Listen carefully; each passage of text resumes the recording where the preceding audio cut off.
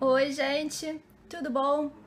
Sabe aquela história de que não existem mais tendências? De que foi decretada a morte das tendências? Então, foi pensando nisso que eu resolvi fazer esse vídeo.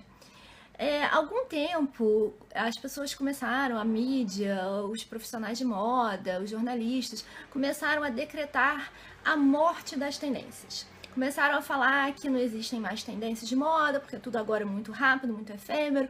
As mídias sociais fizeram, né, esse processo de aceleração e que a gente não pode falar mais de tendências, até porque as pessoas hoje têm assim, uma oferta enorme de produtos. Elas podem se vestir do jeito que elas quiserem, como elas quiserem, e por isso mesmo não existe tendência. Eu discordo em parte disso. Porque, assim, sim, as tendências hoje elas não são mais tão massificadas no sentido de que todo mundo anda igual. Mas a gente ainda consegue identificar, sim, muitas e muitas tendências. Até porque isso é uma prática que a moda precisa, e não só a moda. Aí que tá. Quando a gente fala de tendências, a gente pensa muito que a tendência é ligada à moda. Moda no sentido de roupa.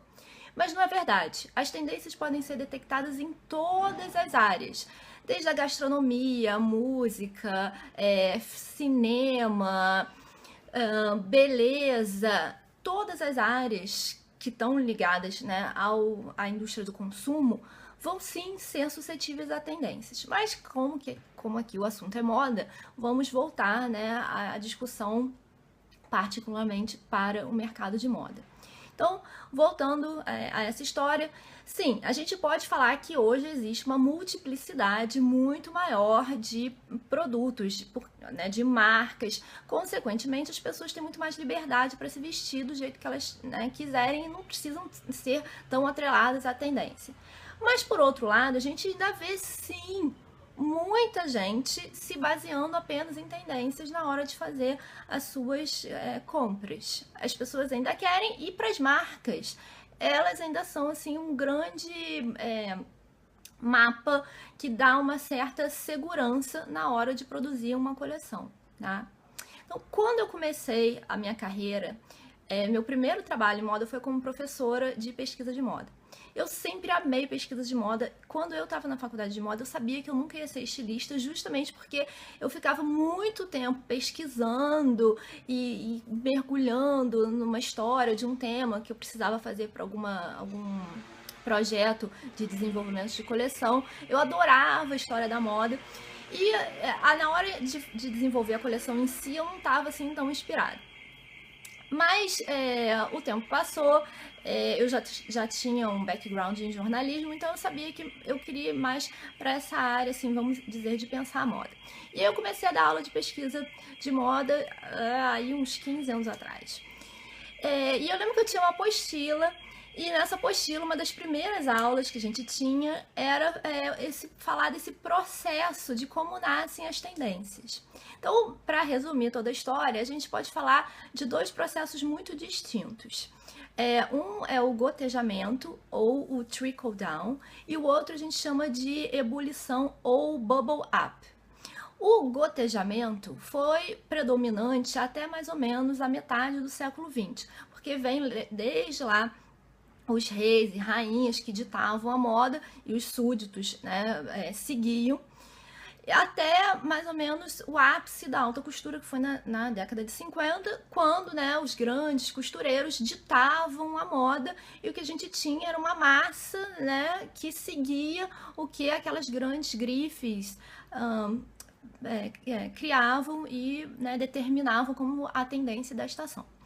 A partir do final dos anos 50 e especialmente a partir dos anos 60, quando a gente tem o que a gente chama de youth quake, que a moda começa a se espelhar muito mais nos jovens do que naquela mulher adulta, os jovens começam a ditar realmente as tendências de comportamento e nasce também o prêt-à-porter, né, principalmente na França, que era o grande bastião da alta costura. Nos Estados Unidos, por exemplo, o prêt-à-porter já existia há mais tempo, mas foi quando os estilistas franceses resolveram, né, fazer a moda pronta para usar, é que esse processo de ebulição começa a tomar forma, de uma forma mais assim, né, mainstream.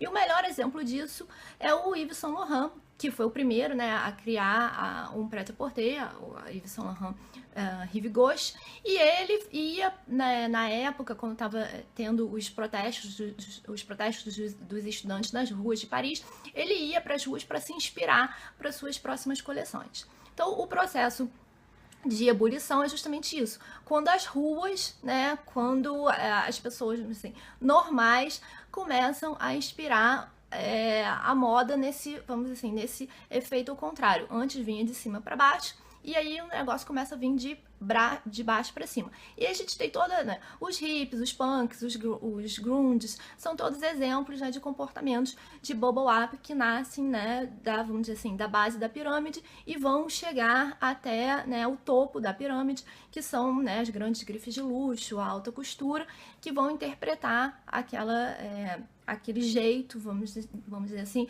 das pessoas normais se vestirem, da contracultura e tal, e sim, transformar aquilo em moda. Por isso que a gente fala em hip chic, por exemplo, né? Ou a gente vai comprar uma jaqueta de couro toda detonada, toda inspirada na estética punk, que a proposta era justamente você fazer a sua própria roupa, você ser completamente contra o sistema, e aí você vai comprar de uma grife de luxo, né, custando milhares de dólares, né? Essa coisa bem, assim, paradoxal, tá? E é claro que, né, com o aparecimento da internet, com o aparecimento das mídias sociais, a coisa explodiu, essa questão do bubble up explodiu, porque a gente vê tendências chegando de tudo quanto é lugar, e todo dia no Instagram parece que nasce uma tendência nova, tá? Mas aí, gente, volta à história. Não significa que as tendências morreram, tá? Se a gente pega, por exemplo, o fenômeno do Millennial Pink, aquele rosa, que é um rosa nem tão choque, nem tão esmaecido, por exemplo. Ele fica ali meio que no meio, um rosa mais ou menos que a gente chama de uma cor aqui, mauve. Um rosa, vamos dizer assim, um rosa pó com um pouquinho de lilás. Depois eu ponho um link aqui para vocês checarem o que é o Millennium Pink. Ou a moda dos unicórnios, tudo com unicórnio. Isso tudo são tendências, tá?